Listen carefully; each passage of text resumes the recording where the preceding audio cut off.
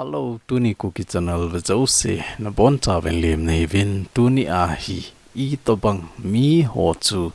lam kai pha ham ti hi in se hui tin hi chi in sei now I topic over kona hi mi tampin a hi lo langa in a gel lo deu a hi in a ji chu hi chi wa hi tu le tu a I lam kai ho hi a mi mo in a hi lo le a pha po ve ti na a hi po in hi chi sanga I phat zo deu le hi chi sanga hi I khan to deu dei na a chu hi chi hung ki si ma hi ti jong chu hiat thiam now ama sa in kain thum sa in I to bang mi ho chun ami pi alam kaya hi le hat na a hi lo le ki to thei ham ti ho hi neu khat idea ini theina divin in se hui tin chule report ki mu dan dung chuya mi tampin e san ho tu so ho jong chu in a vet deu ka ta sanin kang po pilanga kona gari na hla ke na vin ngi chi gari a hla na wa kona hi amao hin tu a hi sop lai tampi amutawe gari jong zani walang hi a hleilu ne ti hi mu a hi in ngi chi jan hi mama a jong chu video a chu na ki sei ta in a hi the ya hi le ama ho sop lai mu theina ding hi kha tan ding I god deu a hi a ki cha na diwa khat ve ni ve hi jong le ki tho to a mi het lo ka he a gari hung hlai ho hi koya pen hi jong le khat le ni hi ki hal ha lang le ama hon jong a leiding hon jong a ki cha jap dewa hi ti a chu na ki sein hi jong le ilo sam ta vin nge chi vai gari za ram khat a lut ta in ama hon jong a thil galman cha a thum ho jong hi za nam khat hi lut a hi tai ti hi I ga he thein diwa neu cha in se we hin chi wang hi da le jing in hi theian lang hi le lampi ho a hi gari ho mo mong ki lei sa da hen lang ama ho jong I chan ham khana gen thei wa thei hi la wa e ho hi in phut jing wa hi ta na ma ho hin in ha bol ting ole hin again thei ta ve ti hi a hiat na khat a hi in a hin la tu a hi I zat ham khat hi amu kit wa hi ta in hap tai zat ham khat hi hung thip kit de wa hi ti jong chu I ga khet sa wa hi in tu hin I topic over ga lut nga lo hi tin in sei sau daw hi tin tu ama sa pe na hi ho lam kai lang hi neu cha ga se wi tin hi chi video ka in sim cheng jong le ka hin ha sei pen a hin a ji chu pathian cha te hi win pathiana iking up wa pathiana ko na gal isa no hin I ho hat na hilowa pathian songa gal sat mi te hi je wa chu hi chi wa hi het thiemo anga in holam ka I za dham khat jong hi message an ki thot na ni ta chu pan khom ding dan ho hi ngai to hi ti a jong he an ki sein a hin la tu chan ke ya hi I ma machal na a hi la wa hi le don bun na he ki monai po in hi chung changa jong hi project pan bana hi hong ki nei na lai ding a hi in hi jong le tu ni a I ga he team na diven hi chawa hi sub point thum a hong ki pe in a khat na hi ga veleu hen pan masala ya chu ha se ya kan se ya hong ki boi til wa ko na hi I thu hi hung mo thip loading a hi a chom pe na kum khat kum ni hung lut ding a hi za a chu a hi theya hi le I ho jong I survive theina deu I hin so theina deu wa hi ho khat na iu mo angai tai ti a hi in mi khat ko ma chu sum I ga thu ma hi le koi man lung lei se la I pi lo a hi a lung han ham a hi lo vai le a lo thei lo a hi za a bo chu in pi jiu a hi in nge ta chu donation ke bol a hi in a hin la pathin in ho ta pathina ki phal ta so ma khat hi hen a hi lo le thil pi za chom ho jong hi pathin mina hin pi ting la pi ho jong kilung hlei akila ho jong kilung hlei a hi ta chu pi do ho a ko na jong hi dam theina I zan ham khat hi a hi ni za chu I ki to theina divin ho lam kai lang hi ha pan hala ala ni ta chu ho khat na hi te ti a hi an ki sein a hin la mi khen khat chun denomination za chom a hi ji in ni chi wa hi mun khat na ki thei pon te tia zong hi don put na kimu in hi che ho i ga vet na hi le tu le tu idin mon wa hi in ho poimo zo am a hi la vai le inam mi poimo zo am denomination hi poimo zo ham ti hi ho lam kai hon zong het phat a hi tai a ji chu ipi ipi denomination a zong le chun nahin lawa nami pi a safe lawa nami pi adinga kihin so na a hi lawa hi le chun denomination chu kan lawa hi ze a chu ama sapena i bible in zong a sein ama sapena mi lunglai na ding imi pi lunglai na ding mi su lunglai na ding a hi lawa le kihin so theina ding i lagaw hin hu do theina ding hi ama sapena ngai to ding la poimo pena bible la ki sei zong khat a hi in a hin la hi che wa hi hon denomination a i boy jing wa a hi le chun phat khat le hi chi denomination khat jing zong hi ila wa ahung thailo na phat hung ding hi je a chu a hi the ai le holam kai hon denomination hi pai mangu hitin khatna phot leo hen hi chiwa hi iza kai I bol ho zo seo hi hung lo thing thei ding a hi ti jong chu het theine dewa chiwa hi a point khatna ong ki se a hin denomination je a ho khatna ki thei lo ti hi a khatna a hi in ani na hi ga velo hen tu chana holam kai ho jong kilung khat thei di nai lo a hi ben ti chu eima e ho hi aluchang hi ding a hi lawai alam kai ding hi ithano mo ti ding ham a hi lawai iza chaw ham khat le khat ki connection theina khat le khat ki za mat to na ho hi la sam the jengovin veng khat ho khat na ki zong le ni ta chu denomination za chom ahung hi ho za chom ahung hi ting le hin lam kai khat jeng jong hi ga ki ho mat ding a hi lawai le ke lam kai na nang lam kai na ti ho hi I ha bol he jeng of ni ja chu hi chiwa hi a poini na hung ki koi a hi tu chana hi ho lam kai ho jong hi kilung khat thei di nai lo a hi in am an ngol na pau chap na za chom inevin a hin la e ho ki ka ki cham na thei di lo wa pathin I ko wa hi pathianin zong itaw naw asan di lo a hi ti hi het theina devai chawai poini na hong ki sim a hi in hi thei han lang chawa ho khatna I hung ting le ho khatna I hung ma ho in khatna I hung kai khom ting le ilungel ho zong hung ki bang khat le khat ki ngai lut na zong hi nga ho za chom ma ke khop sanga hi na sa zo a hi ti hi I ga het thei dewa in sewa hi in athum na hi ga be ke lo han pathin ho na jinga zong hi ki to thei lo wa hi le I ti nam thu a ki to ding dan I sei o ham chi wa hi ki to na ding pon te ti hi a hi in pathin ho bible choi bon ni ta chu pathin thu I seva phat na ding ho mi ko ma ise wa I ho le ho I ki to thei lo wa hi le chun hi chiwa I mi son no hi hung fel khading a hi iza cho a hi theya hi le hi chiwa wang hi tu a hi I boi na ho hi hlali lang a hung hling do tai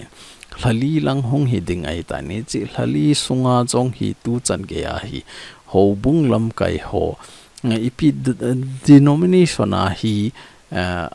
a chom a ki hi jin thakhatna a ki thei poi ti jong lew hen denomination chom hi jong lew hen christian khat hi vin christian khat hi na zalwa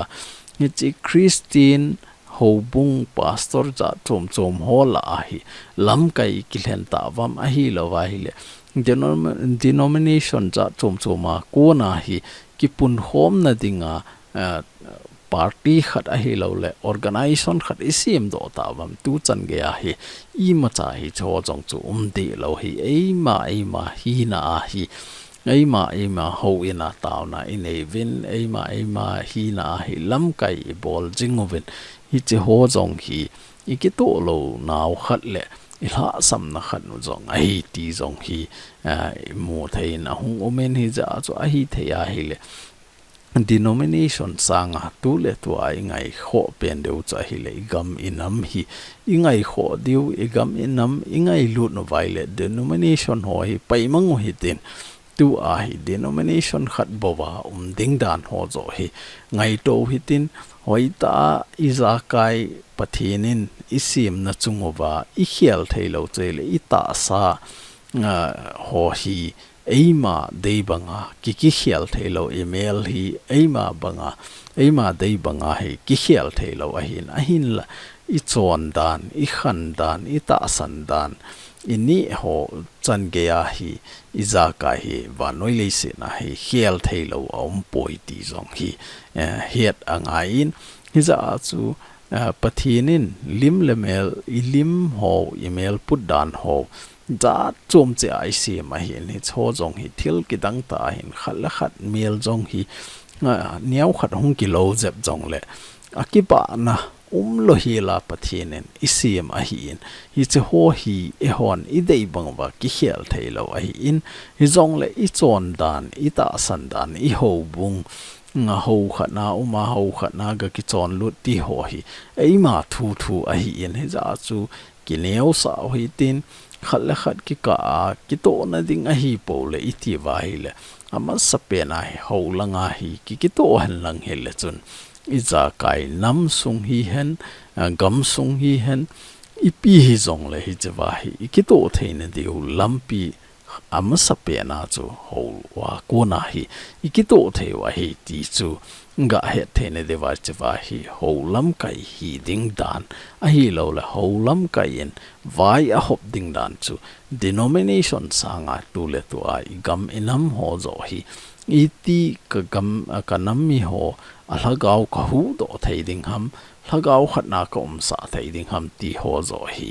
I ha ngai to angai ti su ho chung changa neo chai ga sei the wa hi in tu a hi ani na namlam kai lang ga sei ki lo hen namlam kai lang a hi point thum ma hong ki koi ki ne ni che wa hi ga ve lo hen lam kai hon a phat nei sun over to khom na amazing de wa hi chi ba hi tu chunga jong hi ga ve lo hen Mizoram ki ho khom na ding ti ki thulu na khat a hin nei vin Mizoram namlam kai za chom organization za chom nga ko na a hi lo le phung le changa ko na jong chi loi jong omin tin ngeta chu inam sung vai ki son pi cheo a hi lo le I hlen do ho se hi Mizoram ga kimuto va hi che va hi Mizoram u now iso pi ho Mizo hoven ngeta chu zo united na ta vin khoti han lang la hoi ta ke hon jong ka hin ki tho pi thei di wa hi ti a ngi chi ama hon in propose pi vai le hi chi vai ki boiza hi ta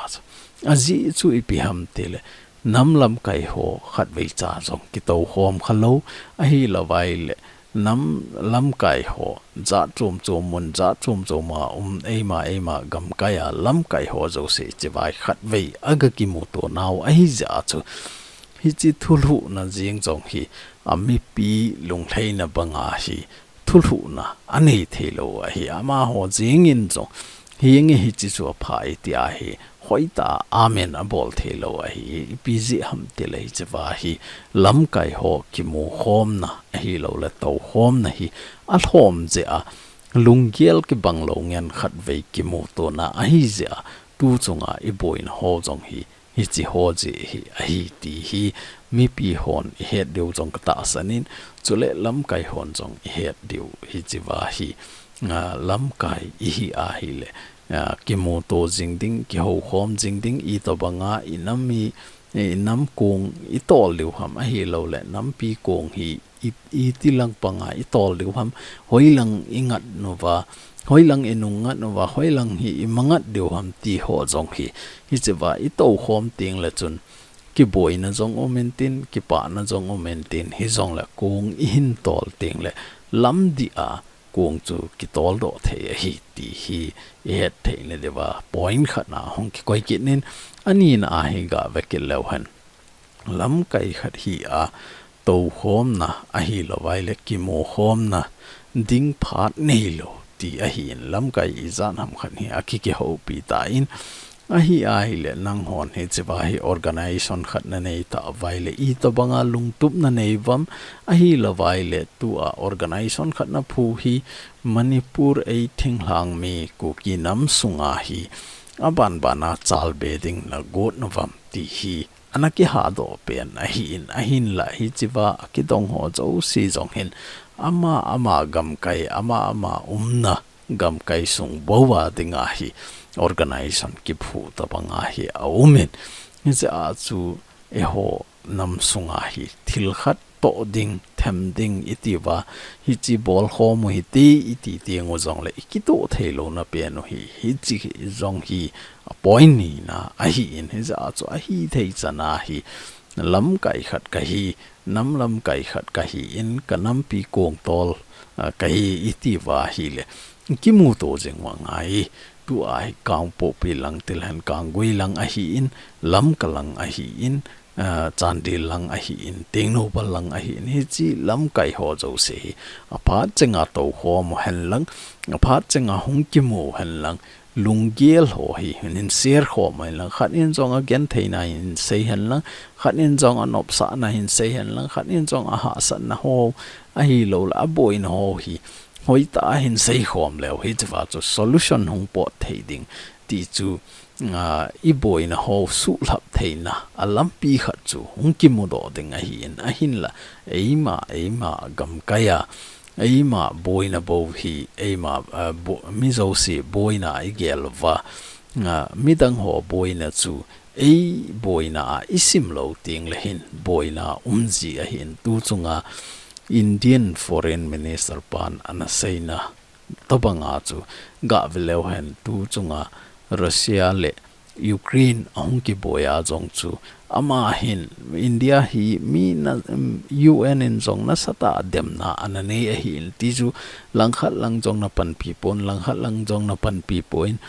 a hi le hoila ya na pan ham ti a hi na sata India jong hi na oi mo wa hi na hin la Indian langa ko na don put na ane na wa chu hi le European ho hi angai na hi ve ke ho ka boy ting ole nang ho boy na hi po in nang ho na boy ting ole wa noi le si boy na da ne na sei ji ve ti a hi don put na anane a hi ni chu to bang ma chu tu a jong hi e ho gam kaya hi vai ki ho mo vin chu chan lam kalang a boya hi jong le ka gui lang hon ki ho boy na hi poi a hi lo le ting no palang hon kina sa lo ti ho ta bang hi ji ni ja chu lam kai ho zo se hi ki to hom jing thei hen lang hoi ta lungiel ki ser khom hen lang hoi ta ki job na ta hi ki nei hen lang le chun mun khat a boy po vai le khat lang hon le hin bol vo ti hi ngai lo ding a hi khat lang chu ama ma chama hung ki pan ta ve ta I chi to banga chu nam lam kai hi a hi lo la organization sunga lam kai khat hi mo po na len ta nei naw hi ki he no wa nam pi kong tol khat ka hi ti hi hoi ta ki he na hi chi kong tol ho zo si chu tha khat na ki mu khom jingai le ilungel hong ki bangin tin inam sung hong ki to en tin phung le chang thu hong ki sei ta hi in tin ku ki zo chung chang ho jong ki sei ngai ta lo dinga ta chu tha khana hi hung ki pang khom jing thei ding a hi in a hin la eima gam kai sunga ikilet sa wa ama zo chu hung neu zo hen ama zo chu keino ya hung kun hen ti a hi ikinga to vai le chun iti la ya jong ilung tum ho hi mol so lo deu chule inam sunga imipi ikong tol na ho jong hi ki to thei lo ding a hi alam kai mi hom cha bon ki to thei lo vai le mi pi khuzat hin lam kaya lampi khat hin jot sa ding chu hung ha ding a hi za chu nampi inampi ku ki nampi hin lampi khat bo jot hen iti wa hi le lam kai hon lampi khat bo izot ma sat ngai a hi ni chiwa chu lam kai hon lampi chom chom isi mo vai le chun inung zui ding zong chu a chom chom a hin zot deu a hi ti chu het sa hi ni za chu a hi thei chana hi nam pi kong tol ho hin kong khat bo wa to ko hi tin kong khat bo tol lew hen kong khat bo wa chu mi pi ho zo se hong to ding ei khoti lowa lam kai hon eima gam kaya kung za chom chom in siam wa long za chom chom in siam wa hi le chun long kung a hung tam chana chu a to ding jong hung tam ding a to na mun ho jong a chom chom kung chom chom ma hung to de wa hi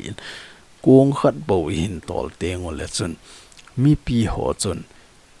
kung a chom chom ma to go jong le a kung dang a lo pha na chu to khom tho de wa hin hi chu to banga chu lam kai lunggel angai in I ati le kanam pi ho hi kanam mi pi ho hi kung khat bo a hi lo le mun khat bo wa ka din sa thai ding ham iti ai le chun kung khat bo siam ding hi kung tam pi siam ma mun chom choma to sa ding a hi pui kung khat bo siam ma hi chiwa chu nam mi pi zo se chu kong khat na hi hoi ta I to sa ai le chun lam pi khat bo I zot de wa hi ti chu a point ni na I ga sai the wa hin a thum na hi a hi teng le lam kai ho ki mu to hom thei lo ji a tu chunga boina aza chom chom ho hi so a hi ti hi a hin a thum na jong hi poimo the jengin a ji chu lam kai ho tu chan ge a hi thali walang hi hung ki boy ding a hin la thali sunga jong hi lam kai hon nampi kong tol hon isei ma bang wa chu mun khana ina to khom wa mun khana decision khat ila khom theilo je wa hi tu chan ge hi nami pi te hi mun khana pang khom hen tia I pen wang wa hi theilo ai hi za a chu a hi theile tua I chon dan ho I thil bol khil ho zo seo hi dal haw hi tin kong khat bo se moi tin kong dang ho zo se hi pai mang moi tin su seo hi tin aban la kong khat bo wa hi nam pi to khom theina ding I nam pi kong tol khat hi ai le kong dang sim lo wa lam pi khat na hi ka nam mi pi zo se pui khoming e ti zo hi hoi ta lam kai hon ki ge lo angai ti su tunia iga het team na diwa in sewa hi in hi chawa hi lam kai noisi na a hi lo le lam kai hon na lam kai da no adi poiti na hi po in lunggel hung ki sei mai a hi in hi chiwa lunggel ki sei ho hi phai sa vai le izui vai le inam pi ho hi na mun choma pet do hi ki lo ding mun khat bo wa hi ki to khom thei ding mun za choma campaign bola a hi lo vai le ki to ding a hi unite bol ding a hi united hi diu a hi ti ding a hi khat ti ding a hi ti hi ngai lo ding a hi lam kai ho hung ki to wa lam kai ho mun khana hin din teng ole mi pi ho chu a cham lo wa mun khana hung ding khom tho de wa hi ti chu neo khat suggestion iga ki pi na wa hi in chule tu a hi athum na sum don ding ti a hi in hi chi wa hi mi tampin subscriber hon comment na hin ha bol pen khat no jong a hi in ken jong ka gel lo a hi po em ka gel thowi a hin la tu a hi e ho hin center government jong approach si bol ta win Mizoram government jong heta chu iga pan ta win iga zone no win ki thopi na za chom a hi lo le pan pi thei na diu lampi za chom he akingai to a hin la center ho jong boy a hi lo wa hi le state government ho jing jong hi boy a hin ama ho bon a boy thei a hi le tu nia subscriber ho a hi chi cookie channel member ho zo sin zo a hin ha sei pe no cha hi le mizo ho channel hon jong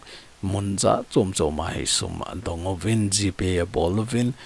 manipur gam sunga boy na ha sat na ho hi akit ho pi vin ipi bola e hon I bolo ham ti a jong hi saving hi chiwa e ho lam kai hon center a hi in a hi lo le Mizoram state na jong hi achievin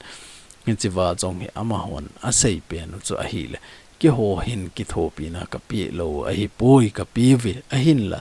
tu chan ge a amu lo loi jong au mo ven hi chi ka la hi thil phalo khat adi lo khat au mi hi za chu hi ta hi aum jing ai le ka ki tho pi thei lo de wa hi tai ti a hi a hin se wa hin hi chi to bang ma chu hi che vai ga ve lo jon ku ki channel in sum ki dong jong le koi pen ipi deu ham chu chan pulang pi deu ham ti chu lam kalang ipi deu ham a hi lo la kang goi lang pi deu ham more lang pi deu ham tino palang ipi deu ham chan del ipi deu ham koi pen chu ipi deu ham lam kalang ki pelela kampo pilang hon ke ho ipi bola ni pi lo ham ti ho jong hen sei de wen government in bon tampi api theina la wa api wa hop thei zo se a hop na la wa jong ala si yum na lai vai le chun dunia hi ku ki channel in jong pan pi na hung ki sim go han lang hi chi to bang a hi pan kilale ichunga hlasi mi ki thu pi sang a hlasi ding hi hong tam zo ding hi za chu hi chi hi anaki bol lo wa hi ti hi iga he them na divine se wa hi in aji chu hi chi hi anaki tup lo wa hi po in inam pi tho ha sat na ho i vet na hi la ki pona in en zong gen thei a ki sal he jing a hin la hi chi wa hi pan akela nom le jing in hi zong le thil khat i bola mi tampi izat ham khat thilpha i bol na chunga ahung phun ding ahung eo do ding ahung tam sang a chuti a hi chi omit anaki bol anaki ki het mo sa to banga hi pan anaki la munja chom choma organization ja chom chom en ke thopi na pi wa amona hi ta hi ke thopi na pathin jala imu jing ho hi aphazoi ti a chu ima anaki bol lo hi in hi jawa hi cookie channel member ho yenga jong het sa nom le katep nom na khat chu hi le hi chi ho je a hi cookie channel in hi chilanga hi pan anakila lo hi ti chu iga het thim na dewa tunia hi in se wa hi in sumdona inam pi ki tho pi ding a hi lo le pan ga la ding hi koima athanom lo aki poi ki thanoma ma hi a hin la thil pha i bol na chunga hi min in sei sit ting le anung gu hu anaji in hi za chu ni cho hi anaki bol jom lo a hi ti chu ga het thim na dewa tunia cookie channel mangcha in sei the ho cha hi in het thim so ke deu ga ta sanin a point dang ho jong he ki bang so ke ei bowen mo anang hon jong neu khat ga sim do leo chan ti a hung ke ta do a hi in hi ji a chu sum don ki ti ho hi cookie channel in hung ke bol lo a hi a hin la i ti ham khatna i hung umwa mun khat bowa isamina adang ho ala siding a hi lo vai la phun noi ding lowa ihung thei tiang ole hi che ho jong he cookie channel in mabana pan hongkila to jing ding a hi ti chu ga het thim na diule tunia subscriber ho hi han member so i jong le ilungel ho a hi lo le ilung boy na ho iga het thim na diwa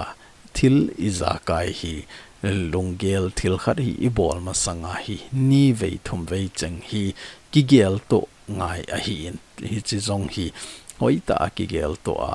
khat iga panpi a khat iga panpi lo ting le i panpi lo ho hin i chan ham khana na asa dewa hi ene za chu hi chi sanga chu bol lova hita hi ipan diudan a hi lo le i khosa ding dan ho mabana iti ipan ila deu ham ti ho iga ki het sa ho zo hi apa zo iti a chu hi jawa hi cookie channel in sumdon kiti ho hi anaki bol lo hi ti chu tunia het them na divine say the ho hi chan chu a hi in tuni topic in say na ho wa ko na chu i to bang mi ho chu lam kai pha ham ti hi iga het them na deule lam kai pha chu i to bang hi za a hi lo le lam kai pha chun i to banga vai hom na ane i jiu ham ti ho iga het khen theina dewa tunia chi topic hung ki ne ya hung ki sei ai het thiam so ke de ta sanen tu ni ku ki channel ve zo se na bon chawin na na chi ven pathin in na piu han lang pathin in na jing jing taw han ki pa e